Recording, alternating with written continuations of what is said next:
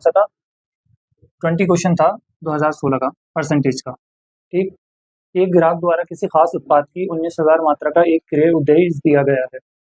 Company प्रतिदिन उस उत्पाद की 1,000 मात्रा उत्पादित करती है, जिसमें 5% बिक्री के अनुपयुक्त होती है। क्रय आदेश कितने दिनों में पूरा होगा? तो 19,000 की मात्रा है, जिसमें से कंपनी हर रोज 1,000 मात्रा उत्पादित करती है, जिसमें 5% की बिक्री अनुपयुक्त होती है।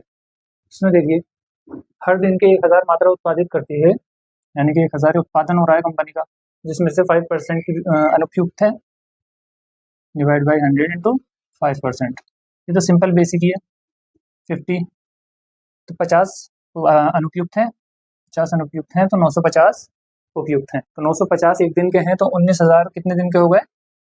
तो 19,000 डिवाइडेड बाई 950। अभी हम देख रहे हैं ये 19 के टेबल्स में आता है।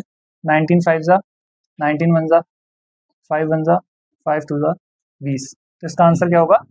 20 दिन में आपका पूरा हो जाएगा। नेक्स्ट क्वेश्चन परसेंटेज का है 30। इसमें क्या कह रहे हैं? अनीता की गणित परीक्षा। अनीता की गणित परीक्षा में 70 प्रश्न समान अंकों के थे, जिनमें 10 अंक गणित के थे और 30 बीजगणित के। तो देखो इसमें क्या कह रहा है 30 क्वेश्चन में, अनीता की गणित परीक्षा में 70 प्रश्न समान अंकों के थे, जिनमें 10 अंकगणित, 30 बीजगणित और 30 ज्यामिति के थे।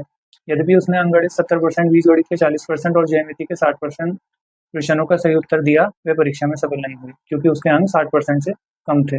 उसने कितने और प्रश्नों के सही उत्तर दिए होते हैं, जिससे कि उसे 60% का पास प्राप्त अंक मिले? तो इसमें देखिए, अनीता की गणित परीक्षा में 70 प्रश्न समान अंकों के थे, जिसमें 10 अंकगणित के थे,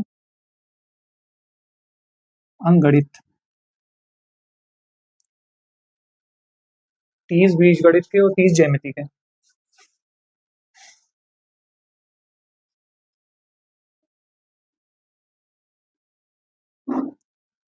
अब इसमें पूछा है गणित का 70% पूछा है, तो 10 का 70% क्या होता है?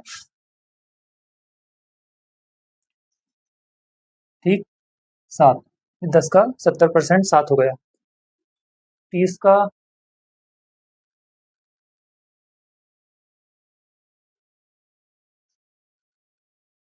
40% कितना होता है?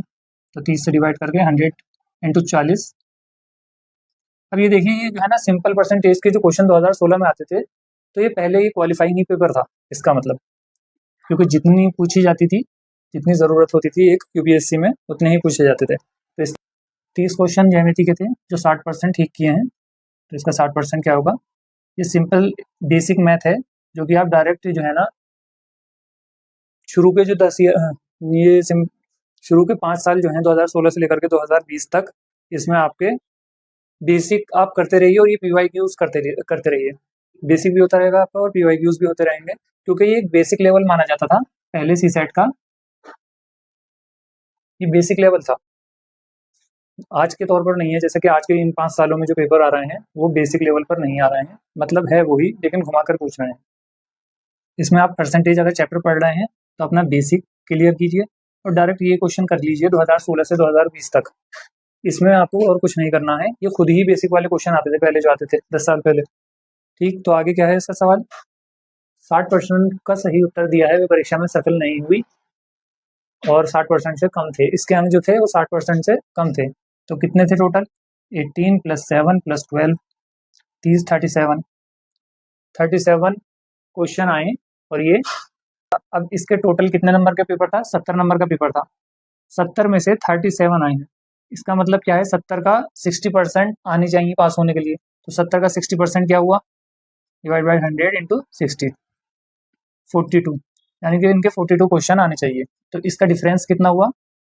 यानी कि 5 क्वेश्चन और इसे ठीक करने चाहिए थे, 60% उसका प्राप्तांक मिल जाता। उसे पास होने के लिए 5 क्वेश्चन और करने थे, मतलब